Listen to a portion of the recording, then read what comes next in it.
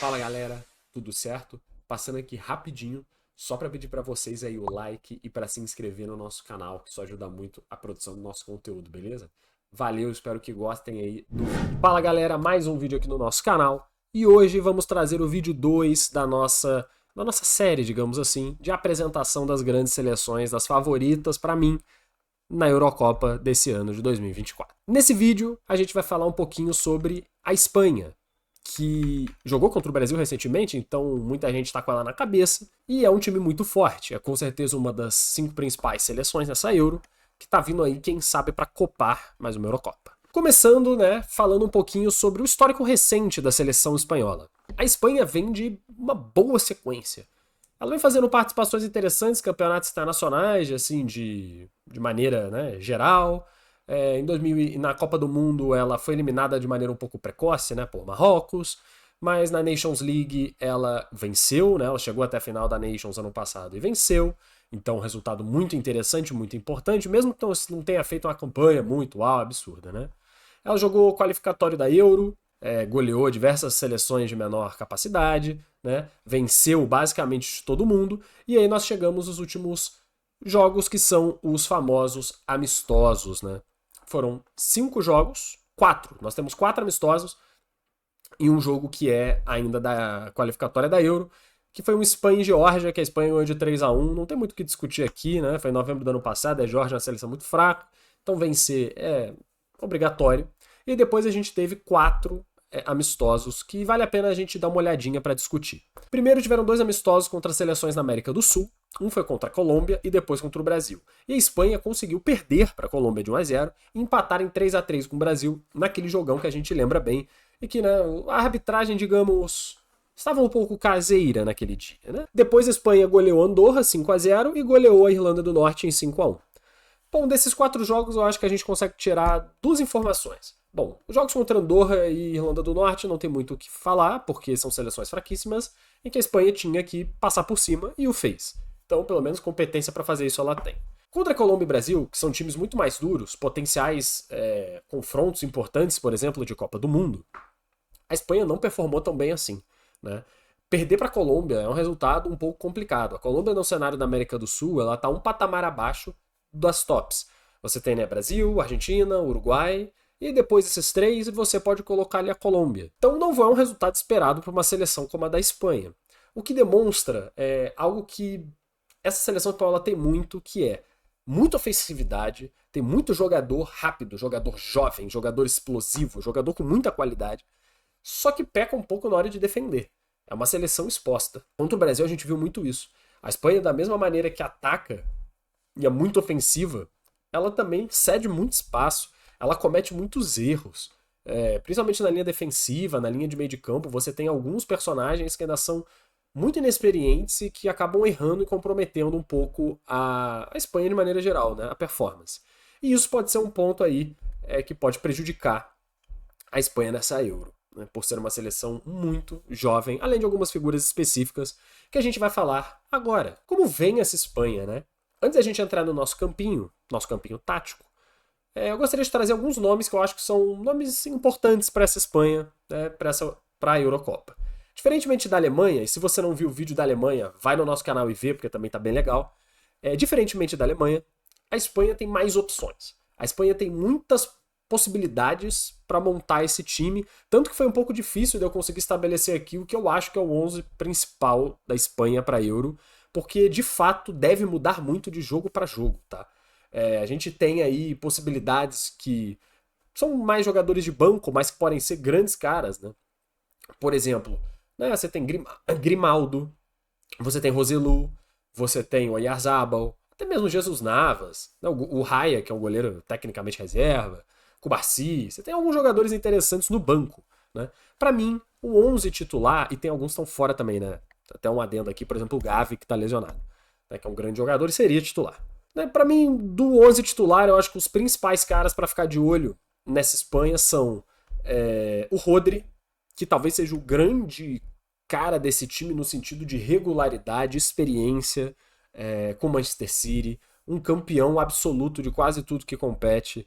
um cara que faz gol da mesma maneira que defende com muito afinco, uma peça crucial para a Alemanha, para a Espanha nessa Eurocopa. Outro cara que eu acho que é muito importante da gente bater aqui, o Pedri, né? A volta do Pedri para a seleção e como que ele vai estar de fato nessa Eurocopa. Eu não sei, não sabemos muito bem. Né? Ele jogou contra a Irlanda do Norte, fez 2 gols, mas tudo bem contra a Irlanda do Norte, talvez até eu consiga fazer 2 gols, né? Então, assim, a gente tem que ver como é que o Pedri vai chegar para essa Euro, porque ele é um cara, historicamente, nos últimos anos, muito importante para a Espanha. Mesmo sendo um garoto, ele é um dos líderes desse elenco no sentido geracional. Né? Junto com o Gavi e agora com o Yamal, são esses novos garotos espanhóis que são tidos como grandes craques, que vão carregar a seleção espanhola por mais muito tempo. Então a gente tem que ver como que o Pedri vai chegar. Se ele estiver bem, ele pode ser um diferencial muito importante para a Espanha. Se ele estiver mal, aí a Espanha talvez se complique um pouquinho. Outro cara interessante de ficar de olho, obviamente, é o Carvajal. Né, um lateral que vai ter uma função extremamente defensiva nessa Eurocopa, porque o resto do time é ofensivo até demais, e ele com toda a experiência de títulos, de anos jogados, de pressão em cima dele, eu tenho certeza que ele vai conseguir performar bem e dar um pouco mais de segurança para essa Espanha na Eurocopa. E por último, acho interessante a gente também tocar no assunto do Yamal, que é um garoto, muito garoto, né? Uma pegada meio Endrick, digamos assim, da seleção espanhola. Eu não sei se ele tem 16, 17 anos, mas é algo por aí.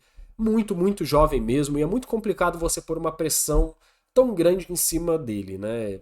Imagino que muitos aqui já têm um passado, né, dos 16, 17 anos, e é muito complicado. A gente ainda é muito criança mesmo com essa idade, e isso pode acabar dificultando um pouco a própria performance dele em campo. Ele é um craque absoluto de bola, tá? Eu acho que pro futuro ele vai ser um desses caras que vai estar sempre nessa disputa de bola de ouro e coisas do tipo. Só que não hoje. E ele já tem um pouco a carga, tanto no Barcelona quanto na seleção espanhola, de ser um cara diferente, de ser um cara decisivo. Eu não sei se é um momento ainda para ele. Só que ele será titular, na minha opinião. E tem que ficar de olho, porque ele pode fazer uma Eurocopa completamente apagada e prejudicar a Espanha, ou ele pode fazer uma Eurocopa genial e ser um dos caras que vai levar a Espanha a um título muito importante, de uma nova geração. Então, é importante ficar de olho também. Eu trouxe aqui o que eu acho que vai ser a Espanha, tá? Aí você fala, mas e aquele jogador, e aquele jogador? Enfim, pode ser também que sejam os titulares, tá? Eu fiquei com muita dúvida para algumas posições, outras para mim são bem óbvias, e eu me baseei bastante também nos últimos 11 titulares, né, que a Espanha teve aí nos amistosos, no jogo contra o Brasil, que eu considero um que ela jogou bem titular para o que tinha na época, né? Então, assim, eu acho que é dessa maneira que vem a Espanha. Vamos debater aqui como que tá montada, né? Goleiro para mim é o Unai Simon, não tem muita dúvida, o Raya é um grande goleiro também, mas pelo que parece o Unai Simon será o titular. A linha de zaga já forma uma questão, né? Porque você tem o Carvajal na direita, que é unanimidade, o Cucurella na esquerda, que não é de maneira nenhuma unanimidade, só que nos últimos jogos é ele que vem jogando na lateral. Então eu tendo a acreditar que ele será o titular, mesmo eu não gostando dele como jogador. Na linha de zaga, o Lenormand, ele é um grande jogador e tá num bom momento, vem sendo o titular na maior parte dos jogos da Espanha, então também acredito que ele vai ser mantido. Se na esquerda ou na direita, eu não sei, porque ele já jogou nas duas posições. E o parceiro de zaga dele, na minha concepção, vai ser o Nacho, pela experiência e a necessidade da Espanha ter isso em campo. Porque se a gente for ver daqui para frente, o time falta um pouco de experiência em alguns pontos. Então acho interessante você ter no Carvajal e no Nacho essa experiência, essa tranquilidade para a linha defensiva. Você tem aqui outras opções, né? Até mesmo o Cubarsí, por exemplo, que é um zagueiro novo e excelente do Barcelona, mas que é muito jovem, falta um pouco para ele ainda, então acredito que ele seja uma opção. E obviamente o Nacho pode trocar aqui, ele pode colocar outro cara no lugar, enfim. Tem opções para se mexer nesse time. Do meio para frente, eu não acho que vai mudar muita coisa, tá? O Rodri, para mim, é unanimidade também nesse meio de campo. Esse time precisa do Rodri. Né? Sem ele, vai se tornar um buracão no meio do campo. Basicamente, o Rodri tem que cobrir toda essa defesa do âmbito central, porque o Pedri e o Fabian Ruiz não são jogadores extremamente defensivos. Eles são muito mais de subida, né, para auxiliar o ataque, para criar jogadas. Então o Rodri ele vai ter muito essa função de manter uma estabilidade nesse time da Espanha e obviamente ajudar na frente, como ele também faz no Manchester City, né? Faz até gol esse cara. Capaz de fazer mais gol que o Morata, tá? Mas aí já é outro tópico. E para fechar na frente, a gente tem o Nico Williams, o Yamal e o Morata. O Morata é o famoso centroavante homem-gol, né, que tá lá para fazer gol de cabeça, chutar a bola pra dentro do gol, empurra a bola. Essa é a função dele, fazer pivô. E nas duas pontas, dois jogadores rápidos, né? Dois jogadores que são dribladores, que têm bastante categoria, mas tem principalmente bastante velocidade. E vão dar muita articulação aqui para essas pontas. Por quê? Os laterais, eles não devem subir muito, né? O Carvajal e o Cucurella não devem fazer muito essa função de auxiliar o jogo de linha de fundo. Então, o Yamal e o Nico Williams muito provavelmente vão fazer jogadas de linha de fundo, assim como quebrar para o meio para achar uma tabela ou cortar para bater da entrada da área. Né? Então, acredito que seja mais ou menos essa aqui a formação que a Espanha venha para a Euro, pelo menos no primeiro momento titular, com muitas opções. Você tem o Dani Olmo no banco, né? Que pode ser um cara para auxiliar. Você tem o Oyarzabal no banco, que também pode entrar no lugar de um atacante para fazer uma função, talvez um pouco mais de um falso 9 ou algo do tipo. Né? Você tem o Joselu, né, para fazer um centroavante junto com o Morata, se for necessário, não sei. Depende da situação de jogo a jogo. Mas eu acho que a Espanha vai mais ou menos assim, também num formato de um 4-3-3. Né? Um 4-3-3 diferente do alemão, que também vem num 4-3-3, só que não deixa de ser. E eu acredito que muitas seleções venham nesse modelo, tá? Parece uma tendência também as seleções europeias jogarem mais ou menos assim. Tá aí a parte tática do nosso querido time da Espanha. E agora vamos para as considerações finais do que a Espanha pode trazer de extra para essa Eurocopa que pode fazer a diferença, positiva ou negativamente. Quais são pontos que podem fazer a diferença para a Espanha, positiva ou negativamente, nessa Eurocopa? Eu acho que além da tática, né, da parte do futebol, né, jogado, enfim, eu acredito que existe um fator na Espanha que ela é muito explosiva. A gente tem algumas seleções aqui que são muito mais centradas, tem muito mais uma questão de se defender primeiro e atacar depois, ou de muito mais coerência no sentido tático geral, né? A Espanha ela é explosiva por causa das características dos jogadores. Tem muito jogador de velocidade, muito jogador jovem, dependendo da formação que o técnico colocar em campo, esse time pode ser extremamente garoto. E isso tem um lado bom e um lado ruim. Por um lado, eles vão para cima mesmo, sem medo, sem receio, mas por outro, eles podem cometer erros graves. Né? A gente já viu isso acontecer, de pênaltis bobos, de roubadas de bola bem bobas também no sistema defensivo da Espanha, que acabam sendo custosos, né, para a seleção espanhola. Então isso é um ponto. A seleção da Espanha vem muito, na minha opinião, no 880. Ela pode fazer uma campanha fantástica, pode golear rivais poderosos, como também pode perder jogos inacreditáveis e ser eliminada até relativamente rápido. Então, não sei exatamente o que esperar da Espanha. Ela é um top 5? Com certeza. Só que ela é volátil. E essa volatilidade, vamos ver como é que vai ser durante a Eurocopa. Tirando isso, não tem muitos outros fatores, a gente tem essa questão mais da experiência mesmo, da falta dela, né, principalmente. E não tem muitas outras coisas, a Copa é na Alemanha, então não existe um fator casa. Acho que a Espanha vem num bom momento, no momento de reconstrução, sim, ainda, né, depois daquela grande seleção que foi campeã do mundo lá atrás, em 2010, mas tá num momento de reconstrução, eu acho que visando muito a Copa do Mundo daqui a 2 anos, tá?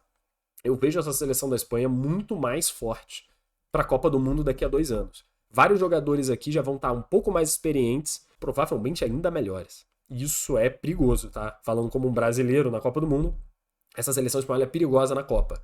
Talvez não agora na Euro. E por isso ela não seja aí a campeã, uma finalista, enfim. Mas acho que é mais ou menos isso. Tá fechado aí o que eu imagino da Espanha para essa Eurocopa. Espero que vocês tenham gostado do vídeo. Se não viram o da Alemanha, vejam.